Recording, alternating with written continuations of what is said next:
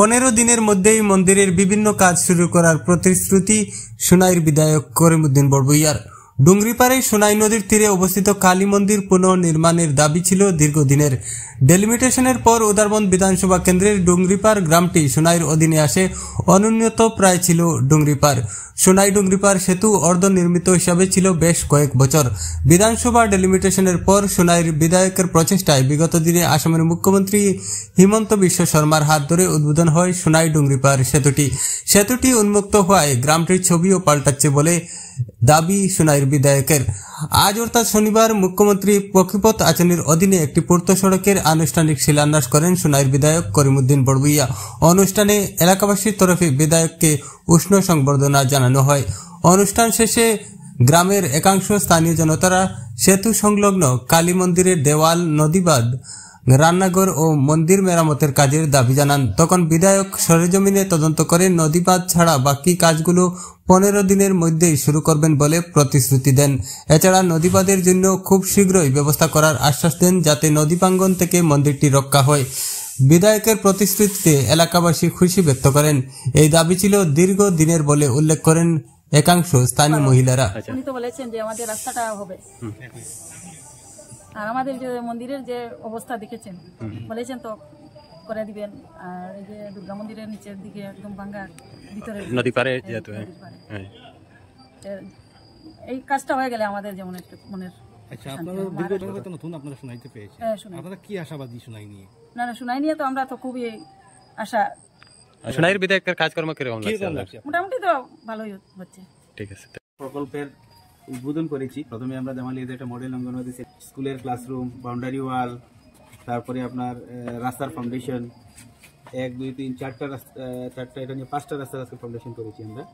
আর 3টা প্রজেক্ট আমরা যেগুলো কাজ কমপ্লিট হয়েছে ওপেনিং করেছি। এই মুহূর্তে আমি ডুংরিপাড়ে আজকে নতুন একটা রাস্তা 1 কিলোমিটার যেটা ফাউন্ডেশন করেছি। আশা করি আমি ডিপার্টমেন্ট এবং কন্ট্রাক্টর কথা দিয়েছেন প্রত্যেকটা কাজ মার্চের ভিতরে শেষ করবেন।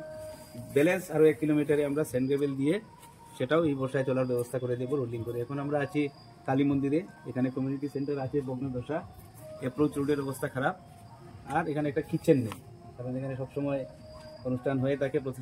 এখানে কিন্তু ভালো একটা পাকঘর নাই, তো এখানে আমরা একটা পাকঘরের ব্যবস্থা আমি করে দেবো। এমএলএ লেডি থেকে হোক, এনআরডির সঙ্গে কথা বলে রাস্তার ব্যবস্থা আমরা করব। মন্দিরের রাস্তা আমরা কিছুদিনের মধ্যে কাজ শুরু করবো। কমিউনিটি হলের কাজে আমরা কমিউনিটি হল মিনস আমাদের কিচেন আমরা চেষ্টা করব। সবচেয়ে বড় সমস্যা যেটা সোনাই নদী আমাদের একদম এত পাশে যে কোনো সময় মন্দির ভেঙে যেতে পারে, তো সেটা নিয়ে কালকে তো সানডে মানডে আমি ডিসির সঙ্গে কথা বলে জেলা পরিষদ থেকে আমি চেষ্টা করবো যে এখানে মন্দির প্রোটেকশনের জন্য একটা টেম্পোরারি কিছু আরম্ভ করার জন্য। তো আমরা মন্দির এবং মন্দির সংলগ্ন যা কাজ আছে উইদিন 15 ডেজ আমরা শুরু করবো। বাকি কাজের আজকে সূচনা করে দিলাম।